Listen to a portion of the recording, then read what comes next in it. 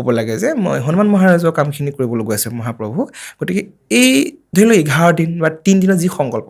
ক'ব লাগে যে ইমান দিনৰ কাৰণে মই সংকল্প হনুমান চালিচা অনুষ্ঠান কৰিবলৈ গৈ আছোঁ গতিকে কোনোজনে এই কেইদিনৰ কাৰণে কোনো বাধা নাই সেয়েহে মোৰ কৰ্মটো সফল সিদ্ধি কৰি পূৰ্ণতা প্ৰাপ্ত কৰক গণেশ মহাৰাজক আপুনি স্মৰণ কৰিব বা গণেশ দেৱতাকো আপুনি ধৰি লওক কল বা এনেকুৱা হালধীয়া ফুল পুষ্প দি আপুনি তেওঁক আসন পাতি পেলাই তাৰ লগতে তেওঁক প্ৰাৰ্থনা কৰি ল'ব পাৰে গণেশৰ দ্বাদশ নাম স্মৰণ কৰি পেলাই আপুনি কৰিব পাৰে তাৰপিছত ভগৱান মানে ফাৰ্ষ্ট চাকি জ্বলাব লাগে তাৰপিছত আপুনি ৰাম নামটো আপুনি লোৱাৰ আগত চাকিগছ জ্বলালে চাকিগছ জ্বলোৱাৰ পিছত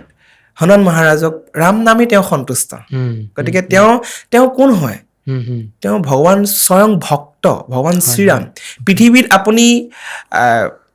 চাব অধ্যয়ন কৰিলেও পাব পৃথিৱীত শ্ৰেষ্ঠ ভক্ত হৈছে হনুমান যাৰ কাৰণে মা সীতা আৰু ভগৱান শ্ৰীৰামে তেওঁক আশীৰ্বাদ দি থৈ গৈছে 4 যুগে অমৰ হ'বলৈ গতিকে হনুমান এনেকুৱা এজন ভক্ত সেইজন ভক্ত তেওঁৰ নিচিনা আৰু কোনোৱেই নাই সেইকাৰণে কলিকালত সংকটত কোনোবা পৰিলেও যোনে ৰাম নাম লৈ তেওঁ কাম কৰে তেওঁ সোনকালে প্ৰকট হয় সেইখিনি ৰাম নাম জপ কৰি হনুমানক প্ৰসাদ অৰ্পণ কৰিলে তাৰপিছত আপুনি কি কৰিব 108 বাৰ ৰাম নামটো জপ কৰিলে জপ কৰাৰ পিছত তেখেতে ফুল পুষ্প প্ৰসাদ যি আপোনাৰ শ্ৰদ্ধাৰে তেওঁ অৰ্পণ কৰে আপুনি সেইবোৰ মানে মনটো শুদ্ধ হ'ব লাগিব সঁচা হ'ব লাগিব প্ৰেম কৰিব লাগিব তেওঁৰ লগত আপুনি